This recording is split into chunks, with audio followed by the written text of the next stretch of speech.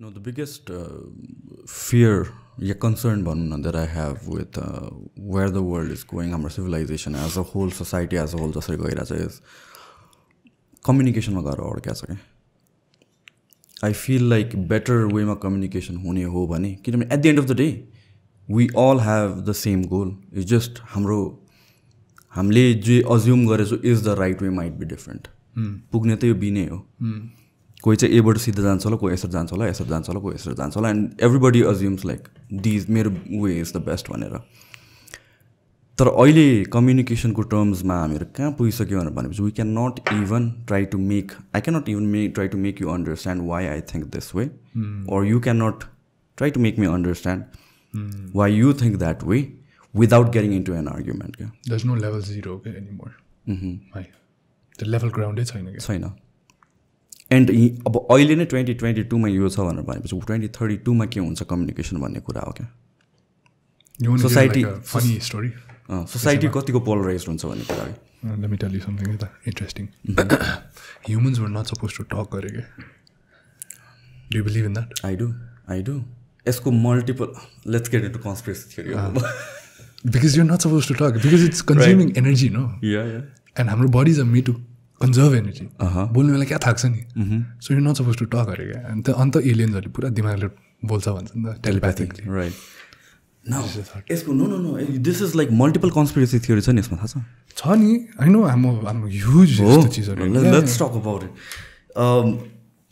So civilization हाम्रो society हेर्ने हो भने as a whole we believe like हामीहरू यस्तो लिनियरली बढिरहेको छौँ भनेर होइन. तर there must have been some kind of disconnect किनभने चाहिँ time and again we find things जुन चाहिँ it's ahead of our time or understanding.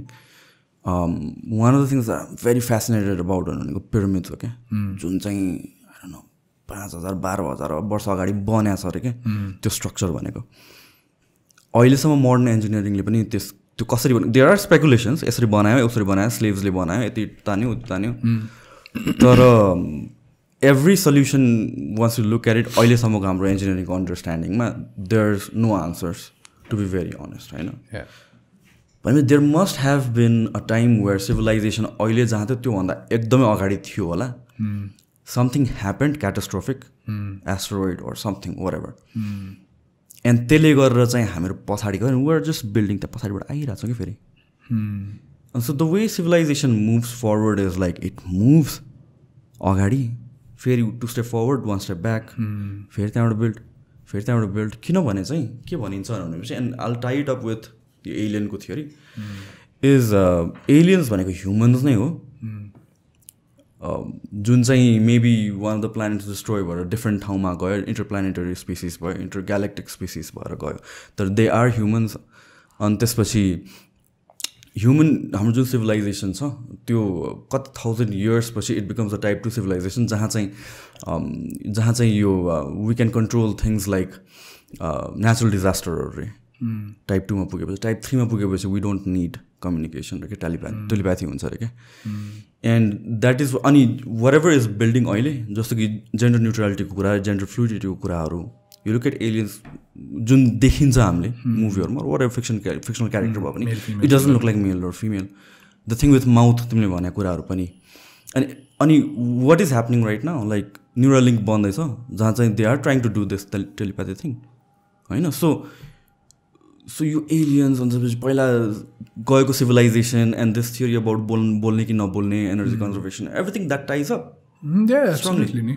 अनि यो भनेको चाहिँ फेरि यिनी हावा गफहरू मात्र होइन खतरा द फिजिसिस्टहरूले अग्री गरेछ क्या कुरामा. And then there is a thing आउँछ क्या है ब्रो यस्तो अरे क्या you know the biggest proof that aliens exist the biggest proof is the fact that they have not reached out to us anymore till now. Maybe I mean, it's such a funny way to look at it also to see like when any aliens are like oh shit man not human. No, definitely aliens must have existed. Absolutely. Absolutely. So insane amount of universe. James Webb. How is that man? Look at that. I am fascinated about the galaxy. Male James Webb ko picture aune bitika I made it in my profile. Wallpaper. Because the expanse jun cha hamro that fascinates me to the core. To look back 13.8 billion years ago and to say like from nothing भन्नुहुन्छ. No, यत्रो and expansion. to look back of James Webb to the high, to look back and to say like that was during when the Big Bang happened, and to know that that has already passed. Okay? So you're just looking into the past. Yeah. Right? Where are we going? Where are we going? And are we the past to some other future?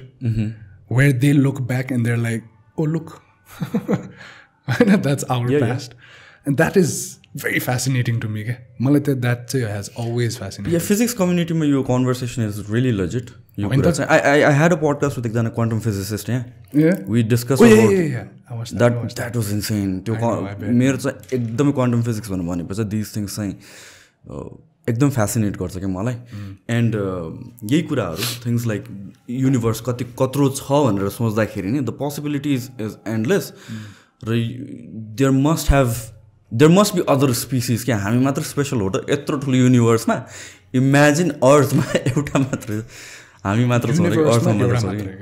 It's just not possible. अनि this things about UFO sightings and all that थिङहरू अस्ति recently एउटा interview मैले हिजो मात्र हेरेको थिएँ ओबामाको.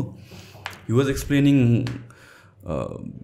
के अरे डिफ्रेन्ट काइन्ड अफ एक्सट्राटेरेस्ट्रियल ड्रोन अब्जेक्ट्सहरू जुन चाहिँ मुभ गर्दा एकदम फेसिनेटिङ स्पिडमा मुभ गर्छ जुन हाम्रो टेक्नोलोजीले एक्सप्लेन गर्छ. नो त्यही त तर ओबामाले कन्फर्म गरे क्या लाइक त्यो त लिक भएको अनि त्यसपछि कन्स्पिरेसी थ्योरी ग्रुपहरूमा कुरा त गर्थ्यो नि. कहाँ conspiracy? It was legit proof. A guy who used to work at area 51 को कुरा guy right I forgot his name. त्यो पनि आएको थियो त्यो त. ही टक्ड अबाउट टेसराक्ट देखि टेसराक्ट त टेसराक्ट त्यो एनर्जी त्यसैमा भएको and you couldn't even touch it because it had its own gravitational force अरे. आई वाच दिस जो रोगनकोमा गएको थिएँ. Right right. So a lot of these things यसो हेर्नु भयो.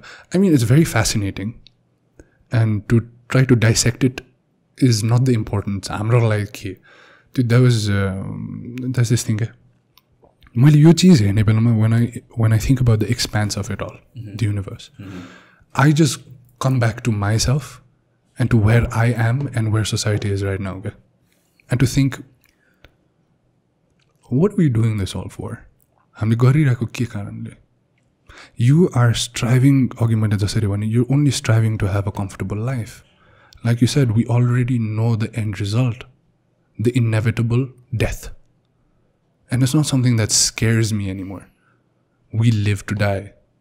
What we do in the middle is just our choice. Everything is a choice. That is the reason why I said life is only a collection of all the reactions that you make. And that is the reactions le garda heri banne memories. And that is what you only keep. And that is memory, or the soul ko memory matra hune. And that is what I believe. This is spiritual side.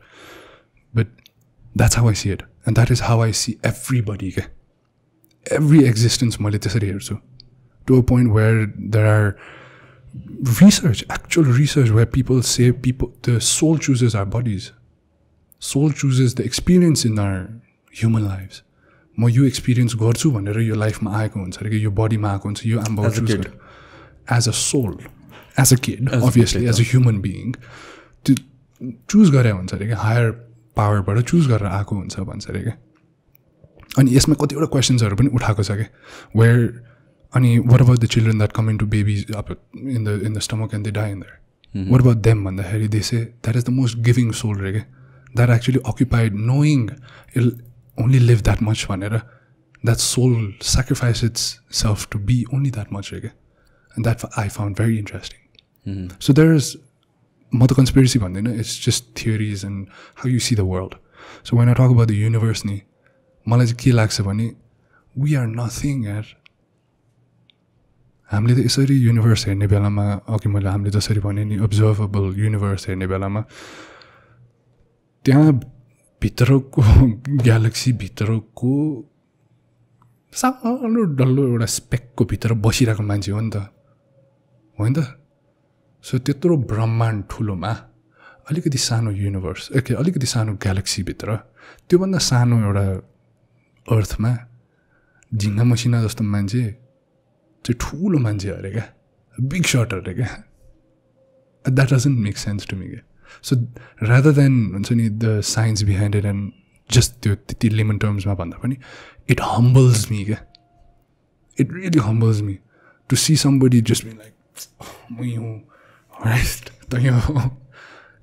सबभन्दा ठुलो मान्छे तपाईँ नै हो यो दिन यो लाइफको यो अर्थको नि यो युनिभर्सको नि that kind of brings you back to ground zero जस्तो लाग्छ क्या मलाई चाहिँ. That's how I see it.